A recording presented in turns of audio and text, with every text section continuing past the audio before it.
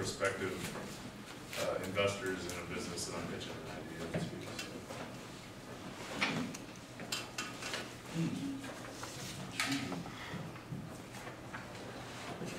So, by a show of hands, how many of you have ever gone to the movie theater to see a movie? Okay, now keep that hand up if you've ever been to a live sporting event. Okay, now one last one. Keep your hand up if you've ever been to a live comedy show.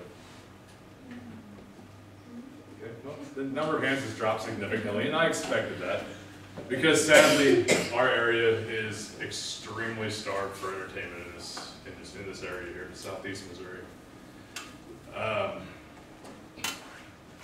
You guys may not know this, but I am actually going to be the owner of the Cape Girardeau Comedy Club at some point.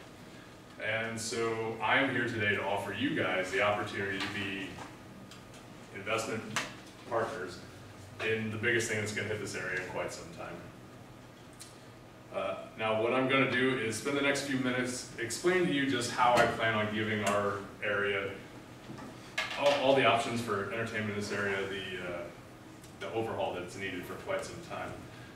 I'm going to tell you how bringing comedy to Cape Girardeau will not only benefit the community, but it will also enhance all of our lives as well.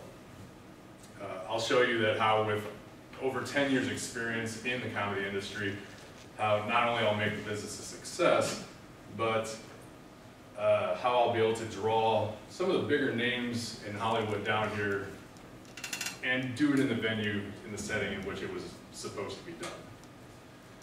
Now, live comedy is something that has never been brought to Cape Girardeau the way that I can bring it. As I said, with 10 years of experience in the industry, I'm confident that my club will give the customers the experience that will bring them back and keep them entertained. Now, my club will be the go-to place for entertainment in Cape Girardeau. Comedy is the perfect thing for any of your entertainment needs. Girls' night out, date night, celebrating a birthday, corporate events, holiday parties, you name it. Comedy is the best option out there. Sadly, any attempt to bring comedy to Cape in the past has been done extremely poor. It's usually in some large, overcrowded, smoky bar with a lot of background noise, people playing pool, or somebody yelling at the game on TV. Nobody really paying much attention to the fact that somebody's up there speaking and making the environment really horrible for the people who paid to come in, who knew that there was a show going on, and just making it completely distracting. Well, that's totally unacceptable. Comedy has to be done in a very tight, intimate area. It has to be, the intimate is the key. When you have that intimate area, you could have a room full of 200 people, and if it's set up correctly, it'll make you feel like you're in your own living room. The club that I'm going to open won't be your typical 7-day-a-week business. It's only going to be open 3 days a week. It's going to have one show on Thursday, 7 o'clock, 2 shows on Friday, 2 shows on Saturday, 7 to 9:30. Now the reason I specifically picked those times is because I want to give opportunities to the people who want to go out, have a nice dinner, have a good night out, but still need to be home at a reasonable time because they have to have a babysitter, they may have to work the next day. But then also giving an opportunity to people who might have slightly less responsibilities. Now the club will create a very large buzz, not only in our community, but in the surrounding communities as well. The venue will draw people from far away as Festus, Carbondale, Poplar Bluff, and beyond. St. Louis has benefited for years over the fact that towns like Cape really don't put any effort into trying to retain our local money here and recycle it back into our own communities.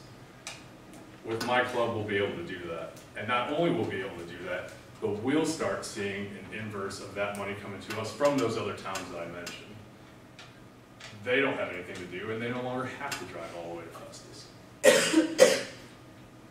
By using all the local resources we have, I'll be able to get the word out quickly on what's going to be happening.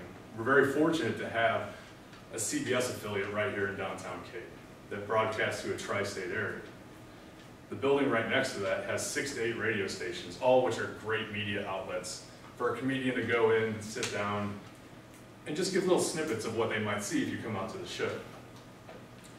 The kicker to that whole thing is that for most businesses who are trying to advertise on radio or on TV, you have to pay for that commercial time. It costs a lot of money to get in. But in the comedy industry, if you set it up right, it's completely free because you always have DJs, you always have program directors and producers who are always looking for content to fill time. So in order to keep that time going, entertain their audiences, you bring a comedian in. It doesn't matter what the genre of the radio station, doesn't matter what the topic of the show is. Stand-up comedians are always versatile and witty enough to come up with something where they can always put in some great segment or some great contribution to the program. Over my course of the tenure that I had with the St. Louis Funny Bone, I established a lot of long-term, lifelong friendships with some stand-up comedians and some actors out of Hollywood. Just some normal ones that you may have recognized. Mike and Molly's Billy Gardell. You got Saturday Night Live's Kevin Nealon and Norm Macdonald, Tracy Morgan, Kevin Pollak, Pauly Shore. I mean, the list goes on of people that I've worked with over the years. While anybody who attempts to open a comedy club could easily contact these people's agents and pay them the money that they want to come down, the difference between what I have is that they know me and they know that the product that I put out there is going to give them the best platform available to do what they want to do. To have that peace of mind knowing that they're going to come in, everything has been set up perfectly, the crowd is going to be controlled the way they want them controlled, it's going to make their job easy. And when their job's easy and they enjoy going up there and talking for an hour, it makes the experience for the customer so much better as well.